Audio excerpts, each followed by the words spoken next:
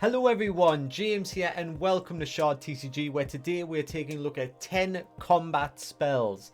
Now in Shard TCG, every spell is a little bit different. We really try not to copy and paste, so even some spells that do similar amount of damage always have some sort of side effect that make them unique. This is because we're trying to avoid staple cards and we don't want every deck to just look the same. So we thought we just throw as many different options as we can in the game, then that will help our players have a unique style, a unique deck, and then when they're playing each other, there's that increased level of unpredictability. Okay, so without further ado, let's just dive in.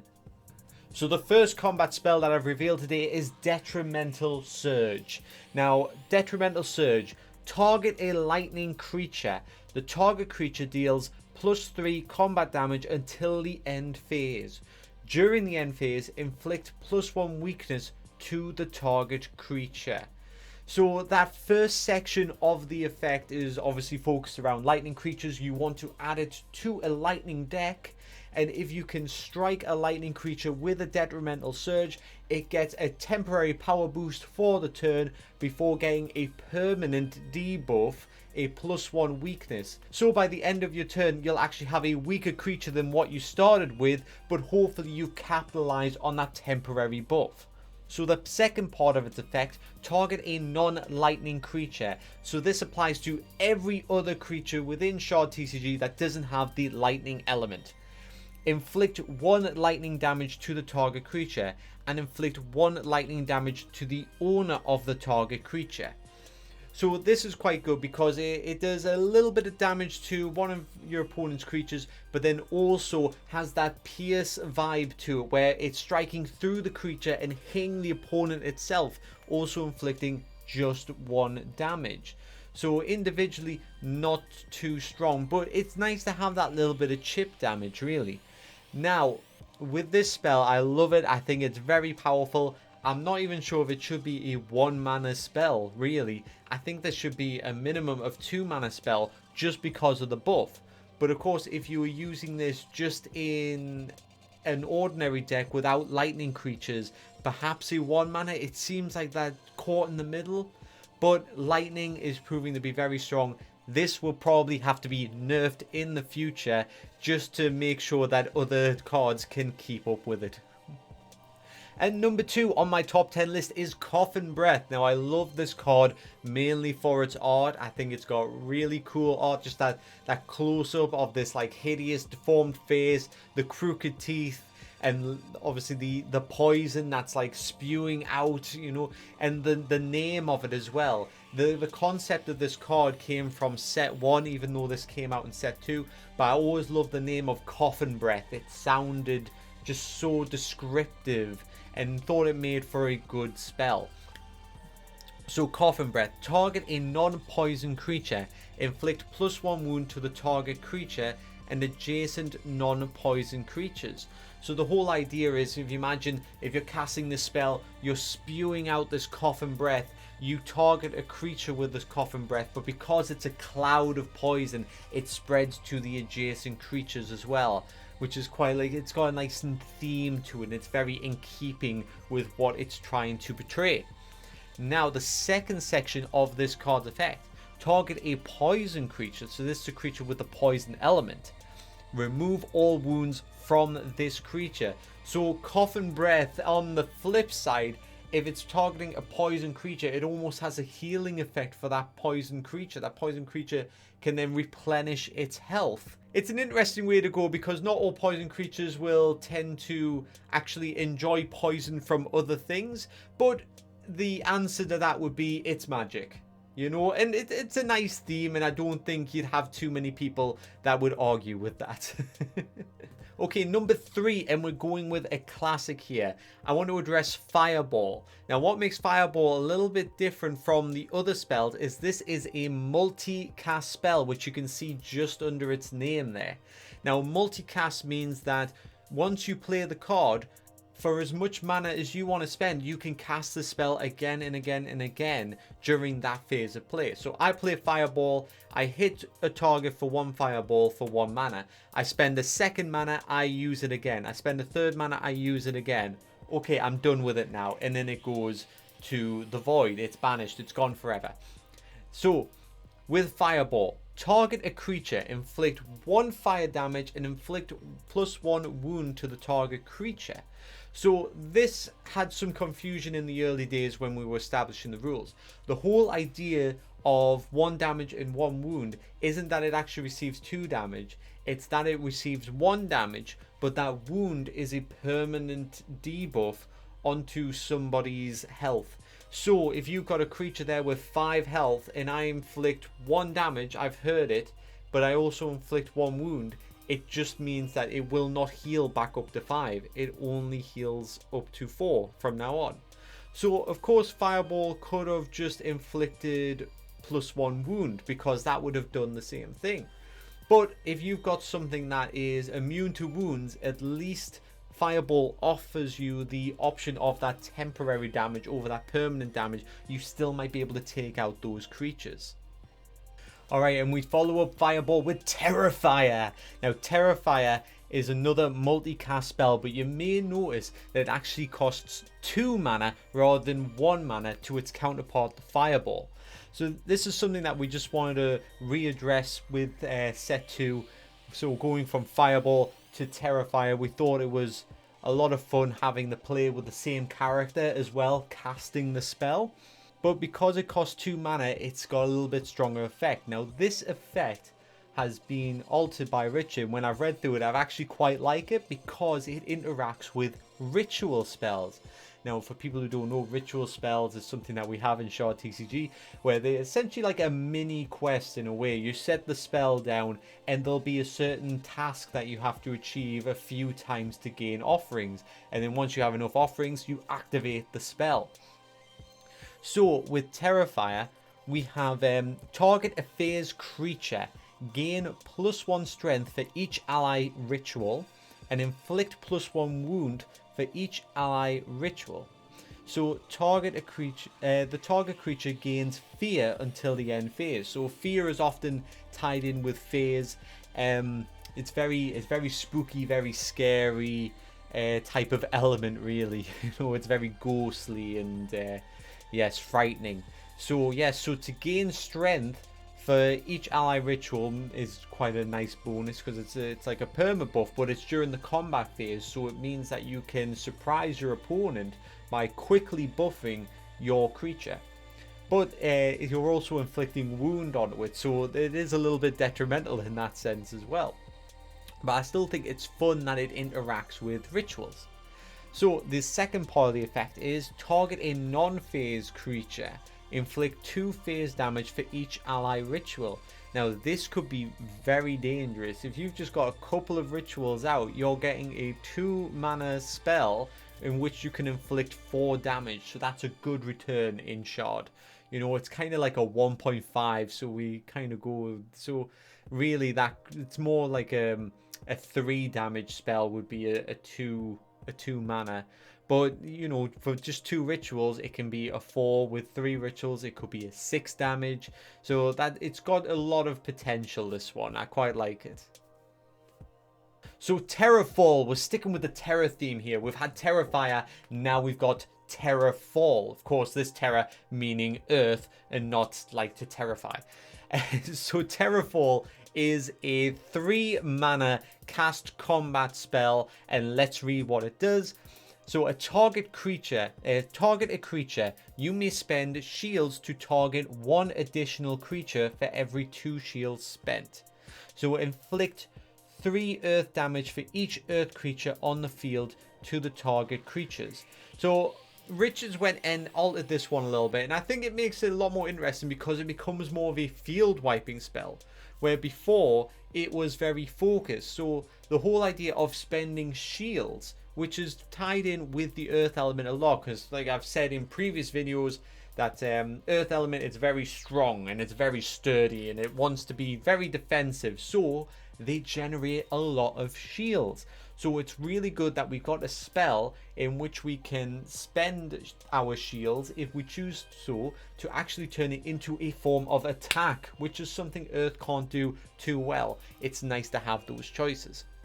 Now, of course, shields are very expensive, so to spend 2 shields to gain an extra target, I wouldn't say is very powerful at all, but it is a nice little bonus.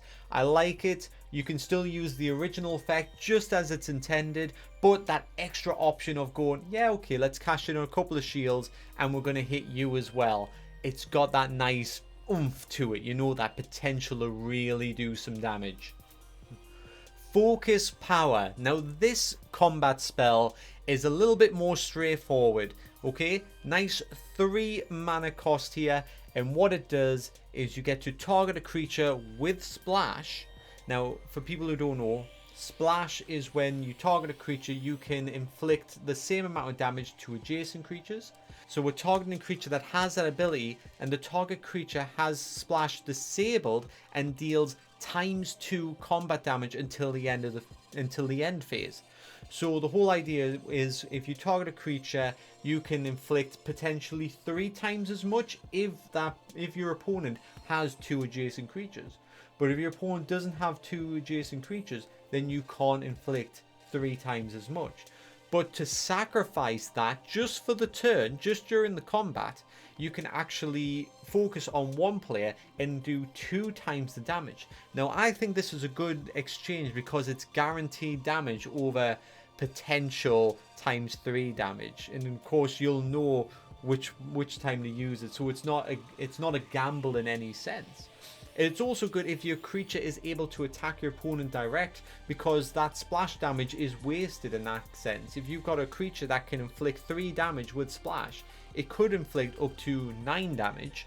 But if you're targeting an opponent directly, your opponent doesn't have any creatures alongside them, they're all in the front row.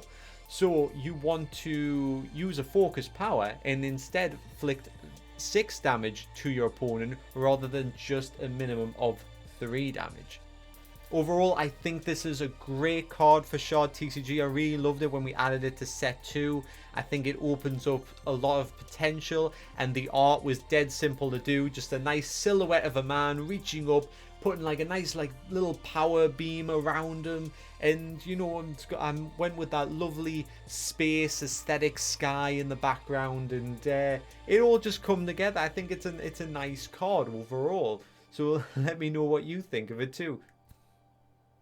Okay, so Winding Winds. Now, I like to use this card quite a bit in Shard TCG, but I haven't seen too many other people actually adding it to their own decks, which I think is great because, like I said at the start of the video, we don't want staple cards. We don't want to be seeing the same cards in every deck because we want each deck to have their unique feel.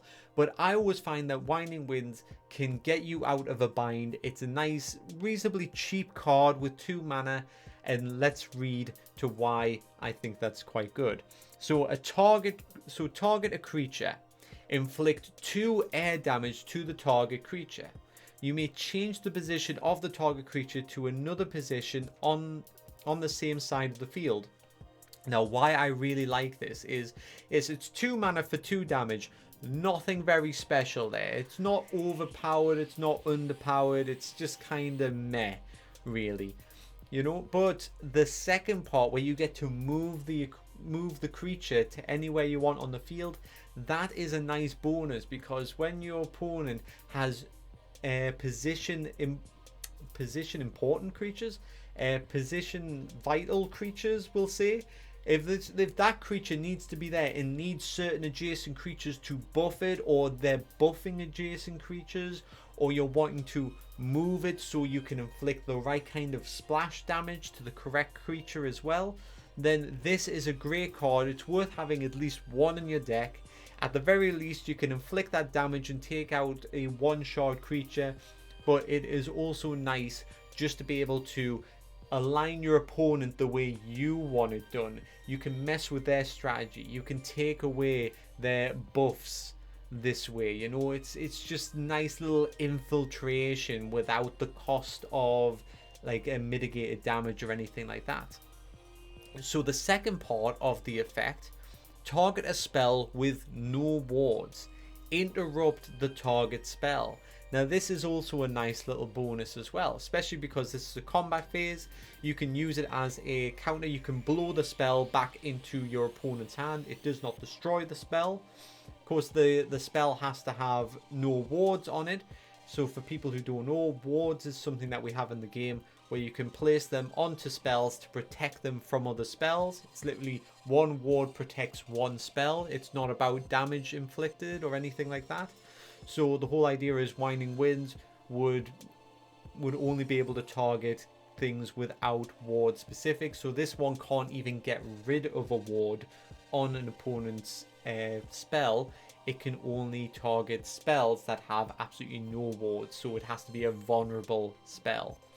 And that's also a nice little bonus to have, because quite often you'll want to use it to mitigate your opponent's combat spells. And combat spells don't normally come out with wards. I don't think they've ever came out with wards. But it's nice to know that you've got that option. But it's also good for clearing away unprotected channel spells, ritual spells that are about to tick over with the amount of offerings they have. It's just a good way of just clearing the board of little unprotected things that your opponent has left vulnerable. Okay, and Bone Splint, another classic spell. Now, I think out of all the combat spells I've seen, this one might be the most common. This one's probably the closest to a staple combat spell within the game. And that's just simply because it does a lot of damage for its mana cost, you know. So Bone Splint, it's a multi-cast spell, which means we can cast it up to 5 times because it only costs 1 mana. And when you cast this multi-cast spell, you can inflict 3 damage for just 1 mana, which is very, very strong. You know, before I said we try to aim for 1.5. So really, to do 3 damage, you're more like spending 2 mana rather than 1 mana. So literally for half the price, you can inflict a lot of damage. So why have we done this? I'll read through the full effect and you might get the full picture here. Spend 2 life and target a creature. Inflict 3 fear damage to the target creature. So the whole idea with this spell is that it isn't just costing you mana, it's also costing you your own life. You're causing chip damage to yourself in order to take out one of your opponent's creatures. You can't even target your opponent directly with this spell anyway. So with Bone Splint, it is very strong, and with 5 mana you could inflict 15 damage to an opponent's creature, which will take out pretty much any creature. But it comes with the cost of 10 of your own life, and you only have 25 life. So in that sense, it's a little bit risky because that's a good chunk of life. But if it's to take out a creature that you really have no chance of coming back from, then this spell is probably worthwhile. At least 1 in your deck, I would say, as well as at least 1 Winding Winds. Well, that's my strategy. Of course, you may have your own strategy. Okay, Brink of Oblivion. So this is a 1 mana cast combat spell. When a creature is banished, return the creature to the owner's hand instead of sending it to the void.